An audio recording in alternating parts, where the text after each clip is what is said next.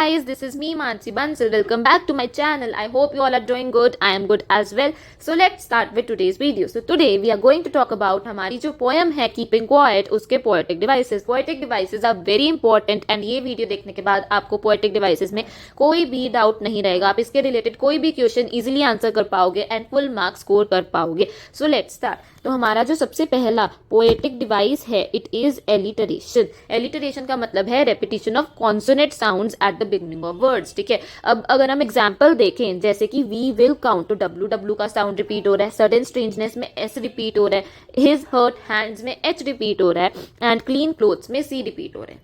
ठीक है, नेक्स्ट जो पोएटिक डिवाइस है इट इज सिंबलिज्म. सिंबलिज्म का मतलब है use of symbols in the poem. जैसे कि पोएट ने यूज करा है ब्रदर्स को to symbolise mankind, green wars refer to deforestation, wars with gas refer to pollution, clean cloth symbolise change of perspective and shade symbolises protection.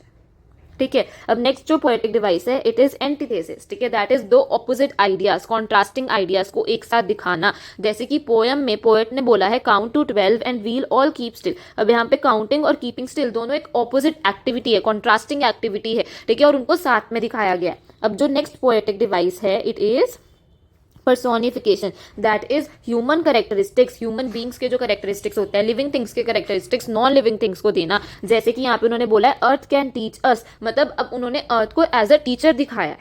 ठीक है, अब next है हमारा मेटाफर. मेटाफर होता है कि जब हम चीजों को कंपेयर करते हैं without using like and as. जैसे कि अब यहाँ पे उन्होंने अर्थ को कंपेयर किया है विद टीचर. ठीक है, अर्थ को पर्सोनिफाई करा है एज टीचर. ठीक है, अब नेक्स्ट जो है हमारा दैट इज एंजैबमेंट. अब एंजैबमेंट का मतलब क्या है? एंजैबमेंट का मतलब होता है मल्टीपल लाइंस जब कंटिन्यू हो रही हैं. ठीक है, जैसे कि now we'll count to 12 and we'll all keep still for once on the face of earth, not speak in any language, let's off for 1 second and not move our arm so much. तो ये क्या है? एंजैबमेंट.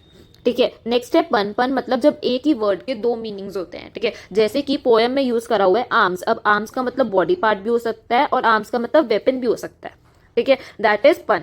अब last जो poetic device है that is repetition. Repetition का मतलब होता है जब आप वर्ड्स और फ्रेजेस को रिपीट करते हो. जैसे कि without rush, without engines, without repeat हो रहा है, words with gas, words with fire, words repeat हो रहा है. ठीक है, so that is all about poetic devices. ये सारे पोएटिक डिवाइसेस कीपिंग क्वाइट में पोएट ने यूज करे हैं एंड इसके बाद आप कोई भी क्वेश्चन इजीली आंसर कर पाओगे. Thank you so much for watching. Please like, share and subscribe and ask your doubts in the comment section. Thank you.